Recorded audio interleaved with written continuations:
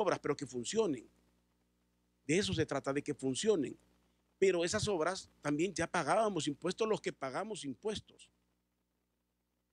Están los transportistas haciendo paros, tanto taxistas como otros. ¿Qué es lo que no le confío yo a esto? Y me van a disculpar. Ellos van a resolver para ellos. A ellos los contentan con algo y se quedó así. ¿Y por qué? Porque así somos. Porque en Honduras así somos. La sociedad en sí no tiene defensores, no hay liderazgos en Honduras. Entonces tenemos que aguantar todo. Categóricamente dice el señor Sabla, no hay marcha atrás. Cheque, patalee, brinque, llore, haga lo que quiera. No hay marcha atrás. Apagar se ha dicho. ¿Se ven? Esas reacciones son porque aquí no hay forma. Porque la reacción generalmente es política. Porque los que quieren hacer algo son políticos. No, debe de haber una reacción real.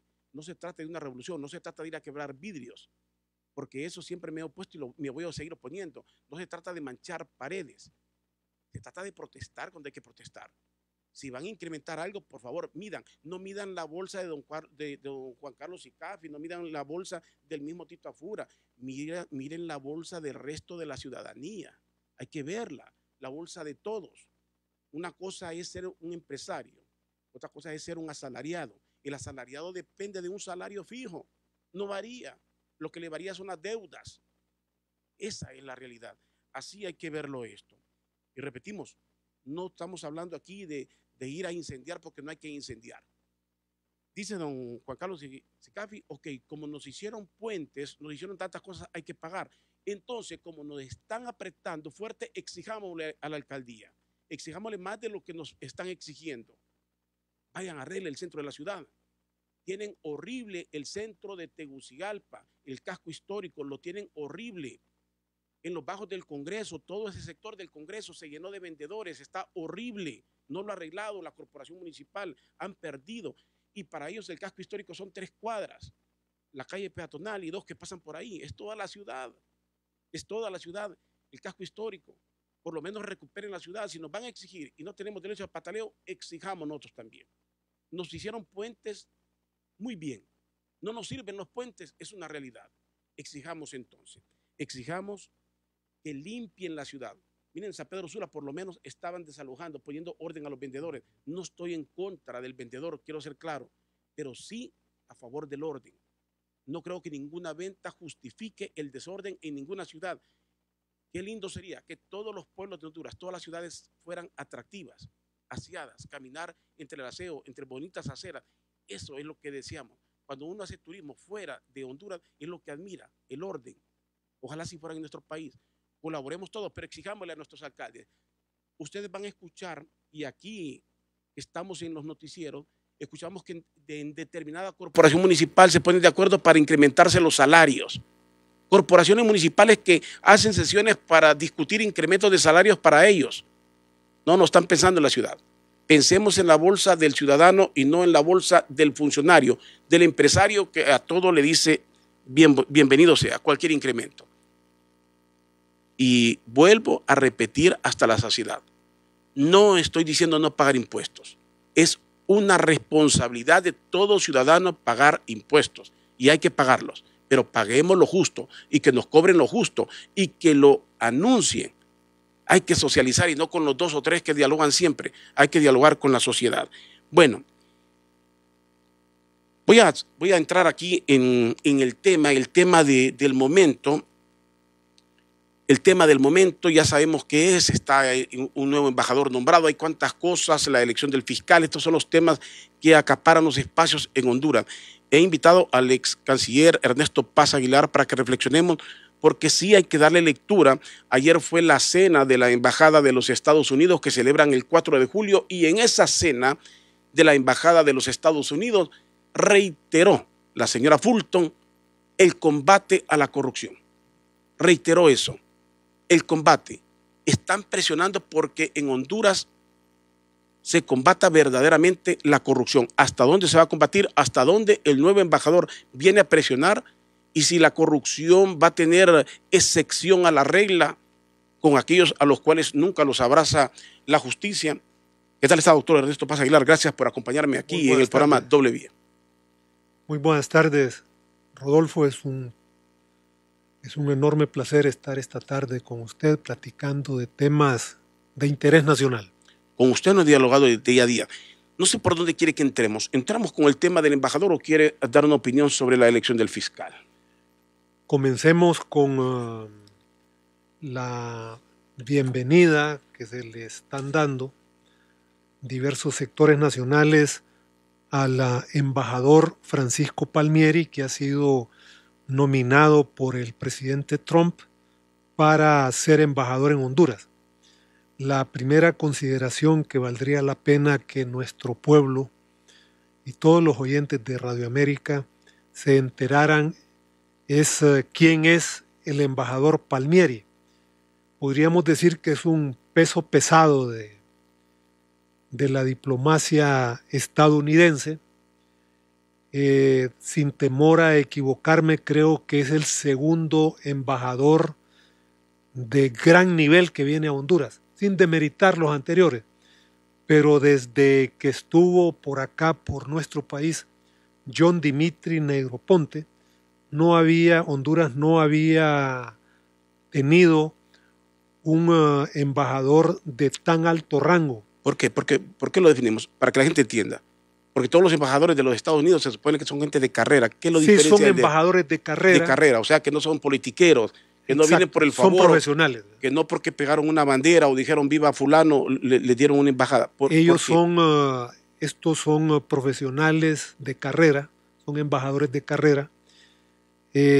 Lo que tengo acá anotado, se nos dice de que tiene 30 años de experiencia. El cargo anterior es subsecretario de Estado principal para el hemisferio occidental. Estamos hablando de un viceministro de Relaciones Exteriores.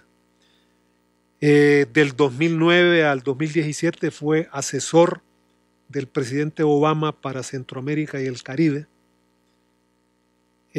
Ha estado en la República Dominicana, El Salvador, España, Irak y Honduras. En las credenciales académicas, pues son las mejores. Tiene una maestría en estudios estratégicos internacionales del National War College, que es el Colegio de Guerra de los Estados Unidos. Aquí en Honduras tenemos una institución equivalente, ¿verdad? El Colegio de la Defensa Nacional, el CDN, en pequeña escala, ¿verdad? Pero es un esfuerzo del Estado de Honduras. También estudió ciencias políticas en Princeton University, que es una de las grandes universidades de los Estados Unidos. Pues bienvenido Palmieri, el embajador Palmieri. Aquí tiene una tarea muy ardua que desempeñar, ya lo dijo la señora Fulton. Van a arreciar el combate contra la corrupción.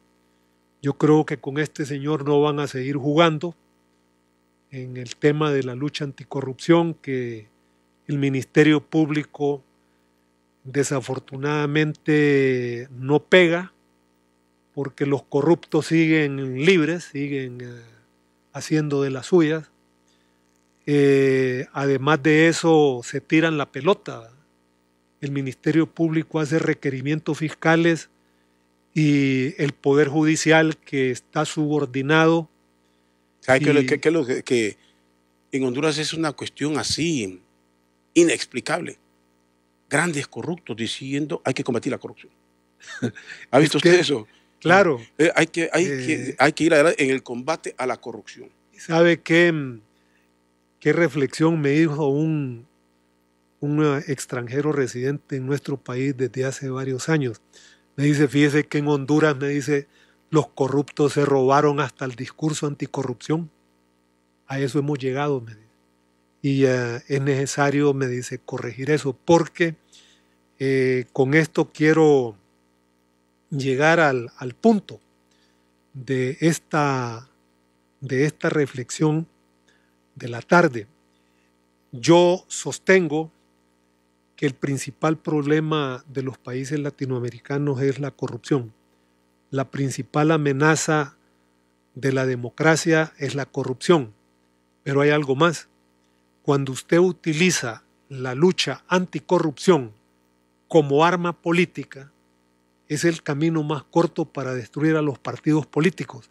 Y eso es lo que está ocurriendo desafortunadamente en nuestro país. El partido de gobierno, usted sabe de que desde hace varios años está en esa tarea. Dividen partidos, favorecen el robo de partidos, favorecen la división de partidos, penosamente lo que usted está señalando, y la creación de partidos. Exactamente, eso es lo que ha pasado, que cada decisión fuerte que se va a tomar en el Congreso, lo primero que comienza a ver es a quién se va a comprar. Es la corrupción. Es la corrupción. La corrupción oficialmente, es un delito. ¿A quién se va a comprar para votar a favor de tal cosa? Y usted sabe la creación de de partidos, como usted lo dice. Y usted sabe de que ahí hay un problema. Se meten en un callejón sin salida, porque la corrupción es un crimen, es un delito. Pero además, Honduras firmó la Convención Interamericana de Lucha contra la Corrupción. Esa convención, no crean que es un papel más, es un documento más que han firmado. El problema es que la Convención Interamericana de Lucha contra la Corrupción identificó no solamente a los corruptos, sino a los corruptores. Entonces existe una lucha internacional en contra de los corruptores y de los corruptos. Y ese es el problema que estamos viviendo en Honduras. En nuestro país lo que está ocurriendo es, usted puede ver que en los demás países centroamericanos y latinoamericanos, podríamos decir, con excepción de Guatemala y Honduras, existen organismos internacionales o mecanismos internacionales de lucha contra la corrupción. En Guatemala, quien tiene con la soga al cuello, con el agua al cuello, a los corruptos, es un organismo internacional, que es la CICIG. Pues en el caso de Honduras, es la MASI. La MASI es la que la poca lucha anticorrupción la ha llevado la MASI, de una u otra manera, con el apoyo abierto de la comunidad internacional y especialmente de los Estados Unidos. Los Estados Unidos son los que están detrás de esto porque a ellos no les conviene. La corrupción es una amenaza a la seguridad nacional de los Estados Unidos y es una amenaza a la democracia latinoamericana. Por esa razón es que los norteamericanos están en esa tarea y los buenos hondureños, los buenos latinoamericanos, en eso estamos de acuerdo con los Estados Unidos. ¿Qué se va a lograr con este nuevo embajador? Cuando usted dice, nos mandan una persona y dice usted respetando... No es peso pesado, no no viene a amagar, ya verá usted. ¿Y viene a presionar con esto, cree usted? Por supuesto. Presionar porque aquí se ha ido en el tema del narcotráfico, pero como se ha venido señalando, obviamente el narcotráfico funciona con una serie de organismos, instituciones, políticos y cuantas. ¿Usted cree que vienen a perseguir realmente a eso? Yo pienso de que la agenda global de Estados Unidos es lucha anticorrupción y que coincide con sus intereses geopolíticos. Recuerde de que el proceso electoral, aunque por a veces se olvida, el proceso electoral del 2007, ha sido calificado por los Estados Unidos, por instituciones académicas de Estados Unidos, como unas elecciones fallidas. Y entonces ellos recomendaron un diálogo nacional, pero eso es una recomendación general. El asunto es que ahora, después de, llámele como usted quiera, ¿verdad?, estancamiento, fracaso, empantanamiento del diálogo nacional, a lo que apunta es a resolver el problema electoral de Honduras. Y para resolver el problema electoral de Honduras solo existen dos vías. O usted adelanta las elecciones o convoca a una Asamblea Nacional Constituyente para que salgamos del maíz picado, ¿verdad? Con una constituyente casi inmediatamente viene un decreto de amnistía para limpiar todos los crímenes, todos los delitos del golpe de Estado del 2009, todos los crímenes y todos los delitos electorales cometidos en el 2013 y el 2017. Entonces sería de borrón y cuenta nueva. Honduras podría tener un respiro, pero la situación no puede seguir tal como está. Ese tema del diálogo. Con esto termino. Mira, con esto termino. Recuerde que Estados Unidos está presionando para adelantar las elecciones en Nicaragua. Pues resulta de que en Honduras la situación es la misma, pero Estados Unidos no está en esa posición. Para el caso de Honduras, por lo menos han guardado silencio, no dicen nada, aunque la Iglesia Católica y varios sectores del gobierno de los Estados Unidos sí están presionando. Pero el gobierno por sí lo sostiene, el gobierno de los Estados Unidos apoya a Juan Orlando sobre ese tema. Bueno, y se ha dicho que es un apoyo condicionado. Usted sabe lo que ha pasado. Usted dice el papel que está jugando los Estados Unidos y nos mandan a un pesos pesados como embajador. Estados Unidos tiene una política muy firme. El presidente Donald Trump en particular, que tiene la gracia de caerle mal a mucha gente, por su frialdad. Yo sí admiro el hecho de, a mí me gusta que la gente no ande con rodeos. No, a usted, cuando va a decir algo que usted está convencido que es lo que usted cree que es correcto, no le debe de importar caer mal. No le debe de importar que la gente se vaya en contra de usted, porque si no, nos volvemos populistas. El presidente Trump dice las cosas como las piensa. Habló muy mal de la región y de Honduras en particular en su momento, con ese triángulo de la prosperidad. Quiere resolver este problema de la migración. Es un problema que ellos tienen y que no lo quieren más.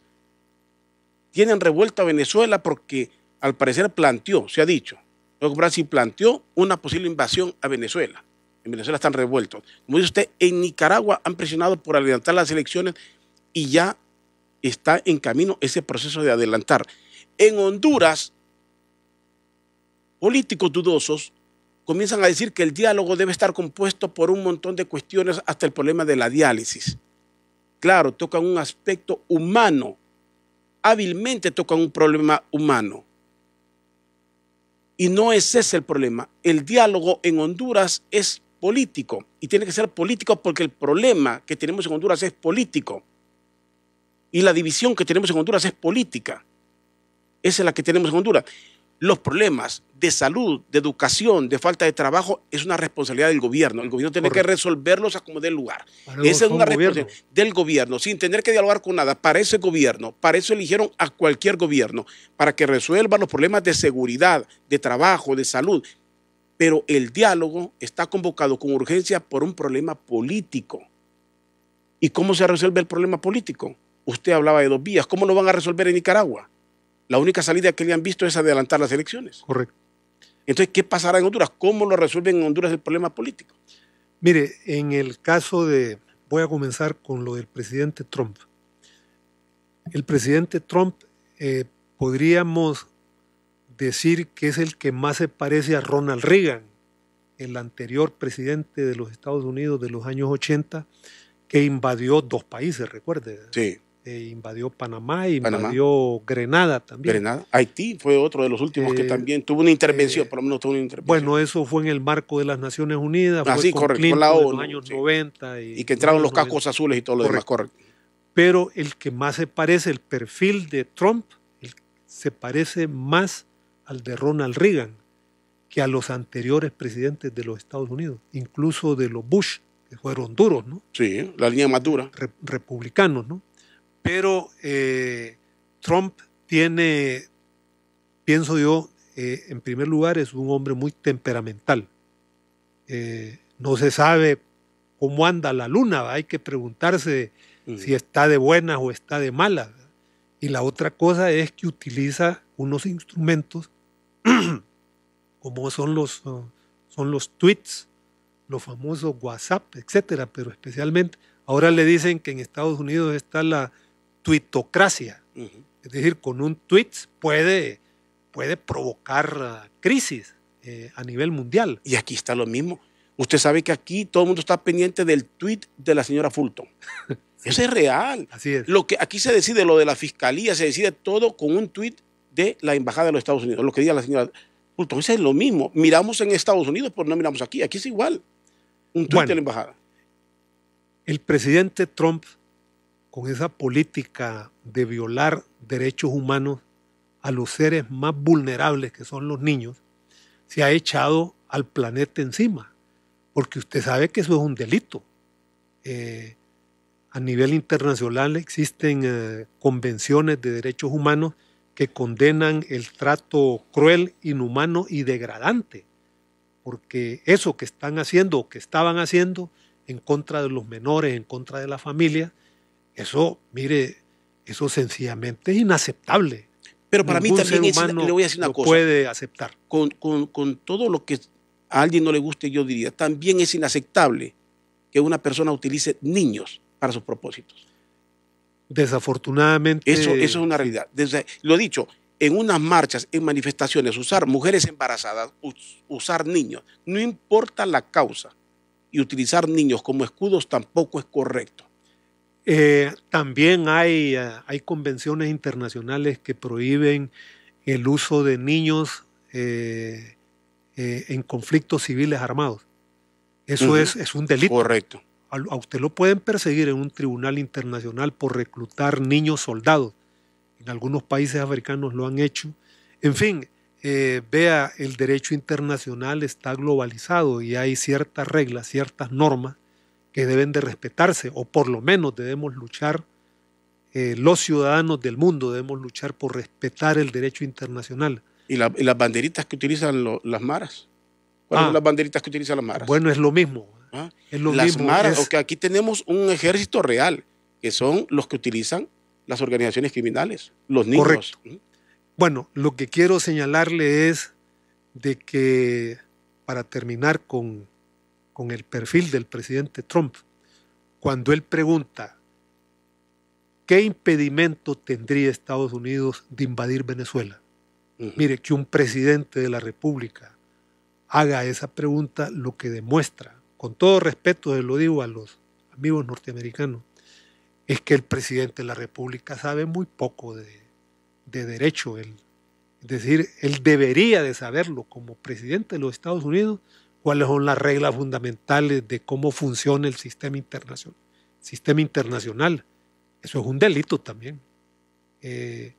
Si nosotros comenzamos a invadir o a repetir esas cosas, mire, el mundo va a ser más caótico de lo que tenemos actualmente. Tenemos que respetar ciertas reglas, si no el mundo se va a convertir en una jungla. Pero esos principios de no injerencia de los estados en los asuntos internos de otro estado, eso hay que pelearlo. A mí no me gusta muchas veces que los norteamericanos se metan acá a combatir el narcotráfico. La DEA opera libremente en Honduras, claro, y hay que decirlo, ¿no? Claro, es la que hace. No es que porque la esos policía criminales le mienten a la gente. Ese montón de narcotraficantes o presuntos narcotraficantes que han sido enviados a Estados Unidos por operaciones de la DEA, el gobierno de Honduras lo único que ha tenido que decir es que están de acuerdo. Pero el hecho de que estén juzgando capos hondureños en Estados Unidos, en cárceles de Estados Unidos, por jueces norteamericanos, lo que significa es que Honduras es un estado degradado, por decirlo menos, por no decir un estado fallido. Pero un estado fallido es eso, donde las instituciones no funcionan, donde grandes espacios del territorio nacional están bajo el control de grupos armados irregulares o de organizaciones criminales. Y esto no solamente es en Honduras, en México está ocurriendo. En el Triángulo del Norte está ocurriendo todavía. En Colombia hay espacios de la nación colombiana donde está controlado por organizaciones armadas, alzados en armas, les dicen allá. Bueno, pero allá es otro proceso. Lo que quiero señalar con esto es de que estamos viviendo probablemente la época más dura de este país, de los países del Triángulo del Norte, que ya vamos a cumplir 200 años de nación independiente, pero yo con mucho dolor puedo repetir lo que algunos investigadores han dicho, es que estos países prácticamente se han convertido en protectorados de facto de los Estados Unidos, porque Honduras, al igual que otros países, son países intervenidos, países asistidos y países vigilados. Cuando digo países vigilados, es que tenemos a la MASI acá, ¿verdad?, para vigilar el tema de la justicia, ¿verdad? Cuando hablamos de países asistidos, es que tenemos que estar devaluando la moneda, haciéndole un gran daño a la mayoría del pueblo hondureño. Los cafetaleros hondureños, usted sabe, yo acabo de regresar de Guatemala y de México. Los cafetaleros hondureños, buena parte de ellos venden su cosecha en Guatemala, porque en Guatemala se la pagan en quetzales y el dólar está a 7 por 1 en Guatemala. Para que usted compre un quetzal, usted tiene que pagar prácticamente 4 lempiras. Y antes era al revés. La devaluación, la inflación y los impuestos están liquidando la economía hondureña, están acosando a nuestro pueblo. Y cada día el pueblo hondureño sufre condiciones de vida degradadas por la incapacidad del gobierno, cosa que no puede continuar. Ya nos anunciaron que en el 2019 ya el presupuesto nacional de Honduras va a ser de 250,000 millones de lempiras. Nunca antes habíamos tenido eso. Nosotros estamos pagando 35,000 millones de lempiras por concepto de intereses y de préstamos. Estamos sacando préstamos a nivel de esas cosas que le llaman bonos soberanos, que en realidad son fondos buitres, ¿verdad? Así les dicen en el comercio internacional. Nosotros estamos sacando préstamos para pagar préstamos. Esa situación no es sostenible. Y yo creo de que el gobierno de la República debe corregir el rumbo que está tomando la economía nacional. Pero ¿cuál es la visión que tiene Estados Unidos sobre estos países? Sobre acá. Hablaba del presidente Trump. A usted no le gusta la intromisión, pero si se están intrometiendo aquí... No es que me guste, sino que se explica. Claro, dada la situación complicada que tiene nuestro país. Mire, estamos retrocediendo, dice usted, cuando el presidente Donald Trump pregunta si se puede intervenir Venezuela. Pregunta si se puede intervenir Venezuela. Eso es un retroceso. Y cuando damos golpes de Estado en Honduras, cuando hacemos reelecciones no constitucionales, ajá, y entonces nosotros ¿de qué estamos hablando? Estamos viendo que aquel retrocede sin ver que nosotros ni siquiera avanzamos. Nosotros estamos en el retroceso, nosotros estamos peor. Nosotros no hemos podido consolidar una democracia en el país. Así es. Y después del 2009 las cosas no se han resuelto, sino que se complican. Y dice que nosotros no estamos resolviendo, no hemos resuelto el problema que generó el golpe de Estado. Y por eso le decía, vamos ahí. Por eso volvíamos al tema del diálogo. Que el diálogo tiene que ser eminentemente político, porque el problema que tenemos es político.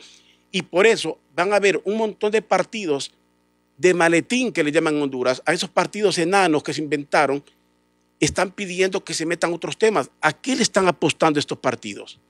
¿A qué le están apostando? No es con un diálogo nacional que van a resolver el problema del hambre en Honduras. No es con eso. Esas son con políticas de un gobierno. El que quiera ser gobierno en Honduras tiene que tener una política para generar empleo. Correcto. Para mejorar la salud, la educación. Son políticas de gobierno. Pero los problemas políticos se arreglan políticamente entre políticos. En Honduras tenemos un problema político. Así es. Entonces, ese problema hay que resolverlo. ¿Cómo se resuelve? Entonces, ¿Estados Unidos ayudará o no ayudará? Bueno, o Estados Unidos permite la violación aquí a cambio de que le saquen algunos cuantos corruptos, a cambio de que eviten la emigración y que le sigan dando a narcotraficantes. Le voy a dar mi punto de vista sobre el papel de los Estados Unidos. A Estados Unidos le conviene alejar toda idea de que se reproduzca un gobierno de izquierda en Honduras. Y ahí es donde ellos tienen una lectura inapropiada. usted puede ver cómo la oposición ha ganado 2 procesos electorales y se las han robado. Pero el más evidente fue el del 2017. El del 2017, Salvador Narrala, el candidato de la alianza, sacó el 49% de los votos. 49% de los votos. Y después de las manipulaciones que hicieron, lo terminaron poniendo en segundo lugar después de Juan Orlando Hernández. El asunto es de que ellos le tuvieron miedo a ese gobierno que iba a surgir, dirigido por Salvador Narrala, porque la lectura que ellos tenían es que Salvador Narrala iba a ser una persona manipulada por Mel Zelaya. Y entonces, Estados Unidos me está hablando. Estados Unidos. Entonces, por eso han hecho lo que han hecho hasta el día de hoy. Mire, la primera cosa que hicieron fue separar a Narrala de Mel Zelaya. Lo lograron. Estamos hablando del mes de diciembre. El pueblo hondureño estaba insurreccionado prácticamente en el mes de diciembre. Por intervención del ingeniero Narrala, separaron. Esto pintaba lo que estaba ocurriendo en Honduras, pintaba para algo más grave de lo que está ocurriendo en Nicaragua. Pero Narrala lo impidió y la dirigencia de la alianza cedió en eso. Pero nosotros hubiéramos llegado a situaciones peores. En Honduras hubieron 200 tomas, 200 paralizaciones. Hubo un momento en que la resistencia tuvo autonomía. ¿Ya? Esa fue la línea que se dio. Ustedes tomen sus propias decisiones en función de los recursos, en función de su capacidad, y ellos tomaron sus propias decisiones. El país se paralizó durante varios días. Pero vamos al punto. Luego le dijeron al ingeniero Narrala y su alianza, recuerde que el Partido Liberal reconoció la victoria de Salvador Narrala. Entonces se acercó el Partido Liberal con Narrala y se distanciaron un poco de Mel Zelaya con una promesa: lo vamos a instalar en la presidencia de la República. No lo hicieron. Entonces lo engañaron con el tema del diálogo, y en eso estamos. Con este tema del diálogo. Perdón, doctor, pero mire, con este tema del diálogo lo volvieron a engañar. Sí, eso es lo que se maneja, pero oficialmente nadie ha dicho que le prometieron que lo iban a sentar en la silla. O sea, es la deducción que se ha sacado. Yo no he escuchado nada oficial que diga que le prometieron sentar en la silla. Oficialmente no se va a decir nada nunca. Ese es el análisis que es el más aceptado, el más válido, que lo engañaron con el hecho de que lo iban a sentar en la presidencia a cambio de separarse. Alejate de Mel Zelaya y te vamos a hacer presidente. El problema es Mel Zelaya. A menos que él lo confesara en algún momento que le Yo pienso de que el pueblo hondureño merece saber por lo menos una versión de los acontecimientos. Porque hay gente que me dice, mire, a mí me lo han dicho y yo lo estoy diciendo con toda sinceridad, estoy diciendo la verdad para que el pueblo hondureño lo oiga, lo escuche y lo valore. Entonces yo le digo, mire, bueno, vamos a seguir luchando. Sí, me dice, pero nosotros tenemos que tomar otras medidas. Si a nosotros nos dan el derecho de insurrección, está planteado en la Constitución, me dice, nosotros tenemos que prepararnos. Nosotros no vamos a esperar que nos hagan un fraude la tercera vez.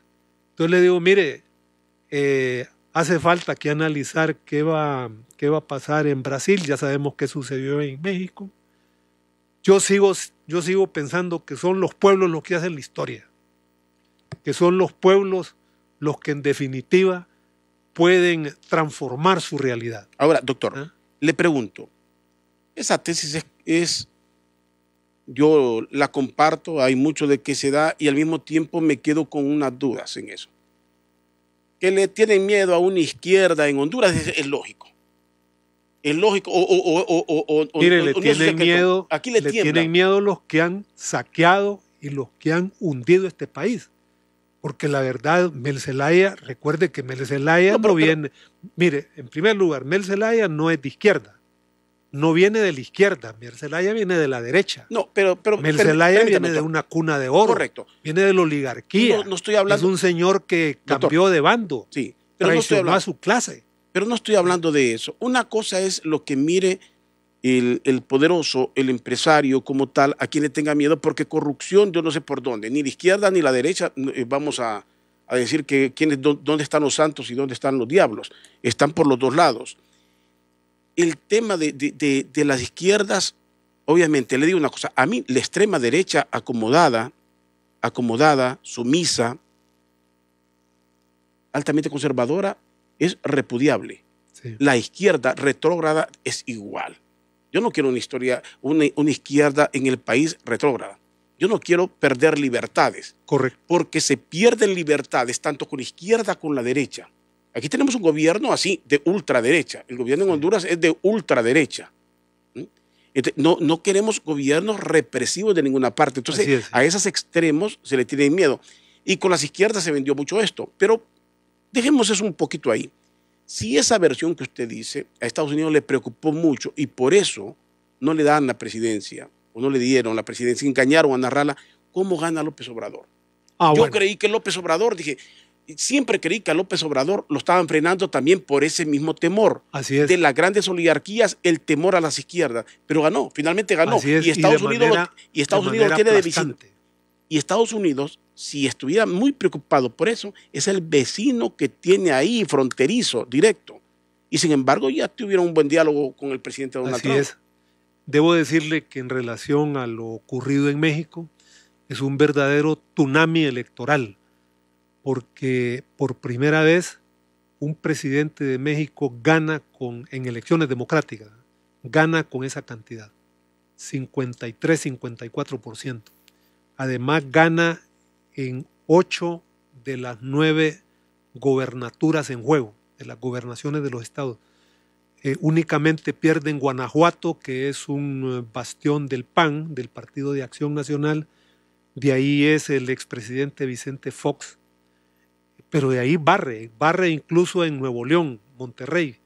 Y usted sabe de que es uno de los estados más desarrollados de México. Es un estado donde la empresa privada es muy fuerte. El poder económico de México está en Monterrey. Gana no solamente en esas gobernaturas, sino que gana en la principal ciudad de México, que es la Ciudad de México. En fin, barrió. El mapa mexicano se pintó de rojo, ¿no? De los colores de López Obrador. Y los mexicanos lograron vencer dos cosas. Vencieron el miedo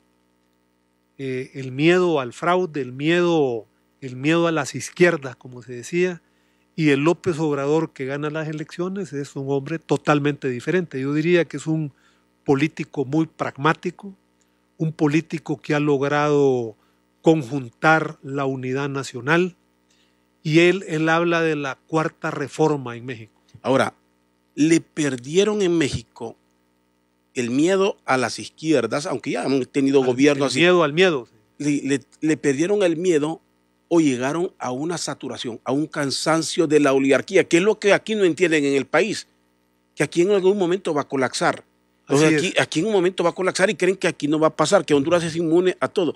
Yo siento que en México a López Obrador la mejor campaña se le hizo a la misma oposición. Así es, la corrupción del gobierno. Le hicieron las oligarquías vendiendo miedo, pero cometiendo actos de corrupción, de abusos. Así es. La gente lo mira. En Honduras estamos viendo abusos. Vemos cómo se elige el fiscal, vemos todo es predecible en Honduras.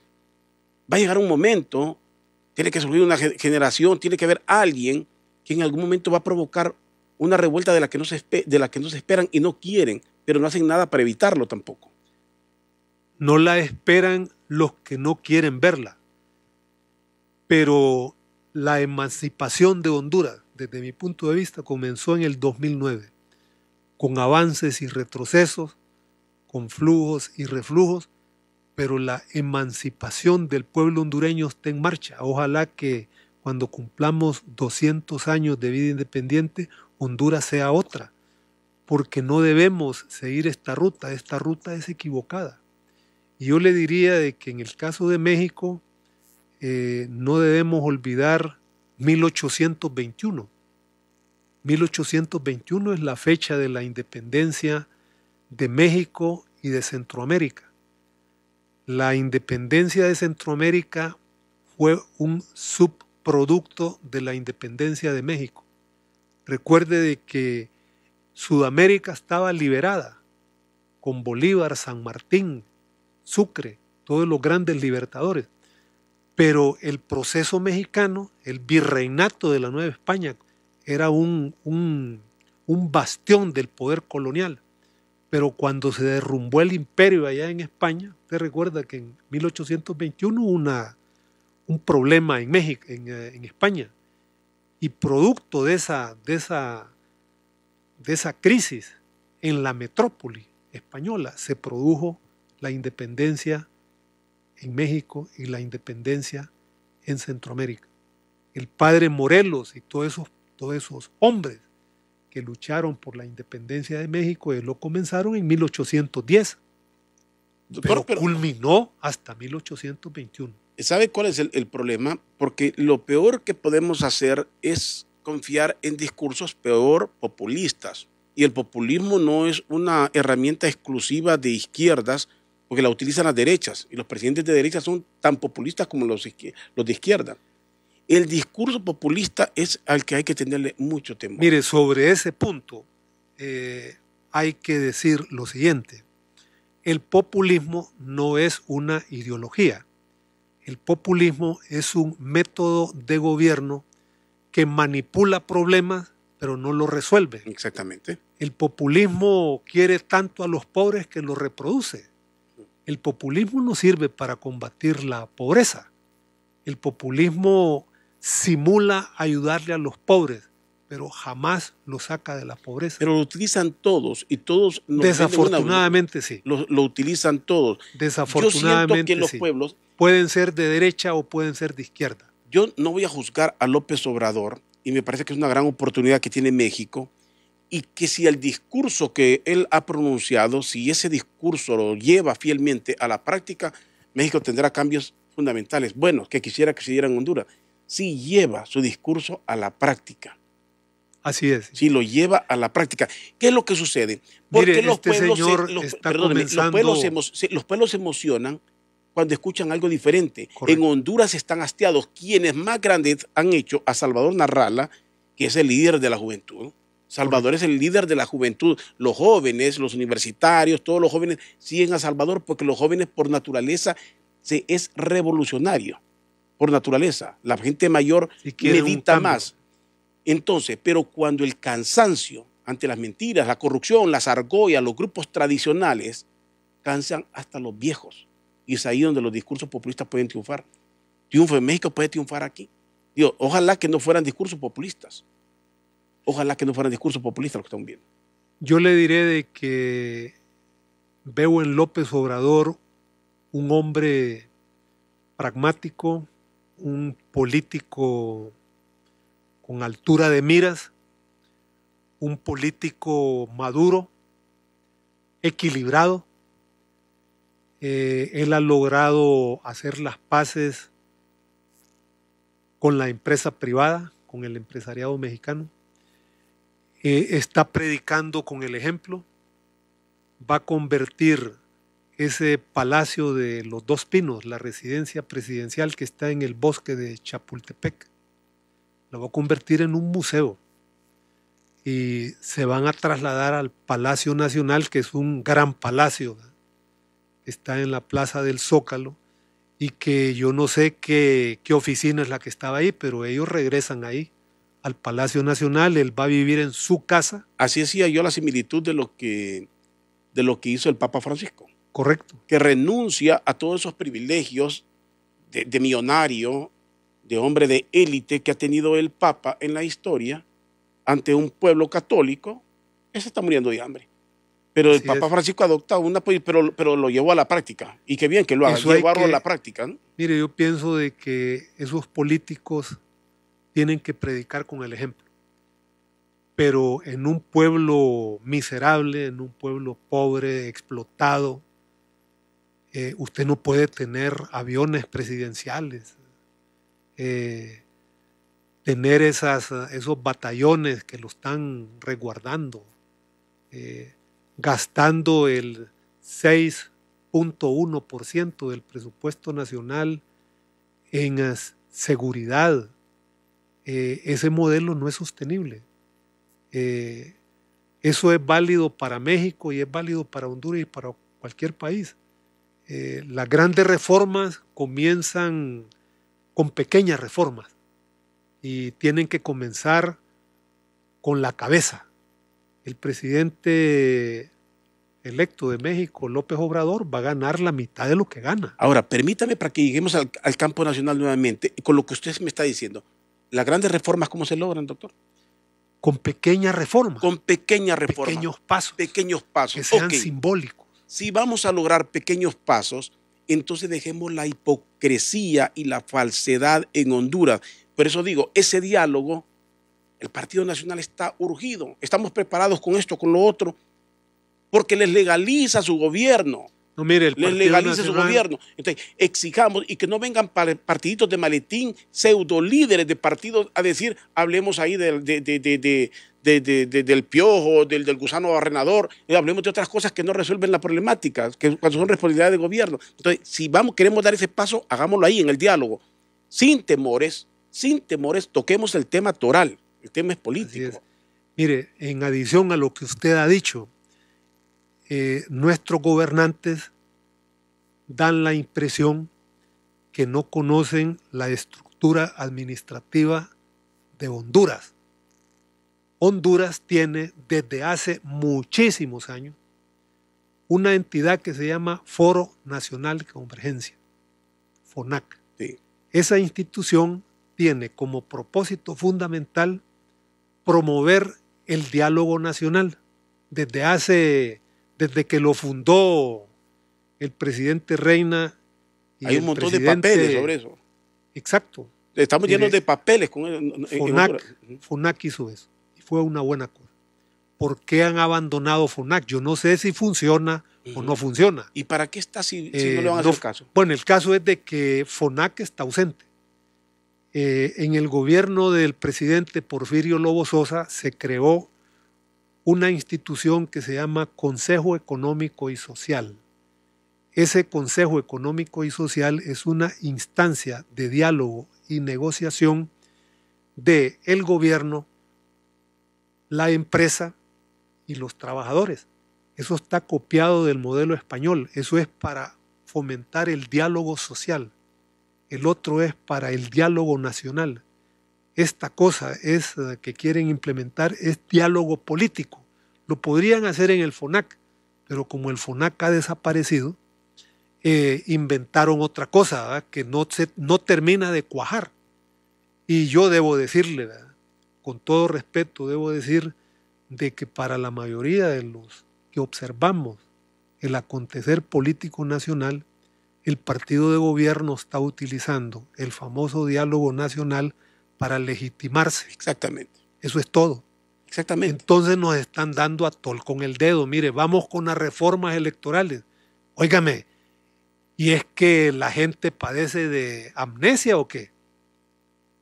Estos señores que nos gobiernan, si las reformas electorales fueron firmadas por el actual presidente en el acuerdo mínimo de garantías éticas y electorales el 22 de agosto del 2013. Nos han retrocedido al 2013. ¿Qué pretenden estos señores? Está bien, si lo quieren llevar, no lo han hecho, están en deuda. Claro, ese es el punto. Tienen que llevarlo al Congreso, pero que lo hagan. Y que ese diálogo comience con eso. Si en Honduras la sociedad está dividida entre los que están convencidos que aquí se violó la Constitución, que hubo un robo de elecciones, y los que creen que el gobierno es correcto, entonces, es decir, ¿qué resuelve esto? Nuevas elecciones, no repetirlas, nuevas elecciones, hacerlas en un tiempo. Si estamos hablando de voluntad de resolverlo, hagámoslo. Pero toquen el tema así sin temor, sin estarle buscando otras cositas. Que siento que es donde pierde el tiempo. No hay otra salida, mire, o vamos o adelantamos las elecciones con nuevas reglas y con un nuevo árbitro, o nos vamos a una nueva Asamblea Nacional Constituyente, y punto. Esa es la única salida. Se nos terminó el tiempo, doctor, qué lástima. Vamos a seguir dialogando porque estos temas son permanentes en el país, nunca terminan, así es que vamos a seguir a ver en qué termina todo eso. Me va a dispensar, pero creo que en esta ocasión elevé el tono de mis palabras, creo que fui más contundente. La emotividad es parte, doctor, y yo soy altamente emotivo. Y aquí hay gente que me dice que me calle, me dice. Pero no me callo, esta es la tribuna para hacerlo, y de eso se trata. Gracias, doctor Ernesto Paz Aguilar. Muchas gracias. Gracias a todos por sintonizarnos aquí en el programa Doble Vía. ¿Cansado? Toma Serenade.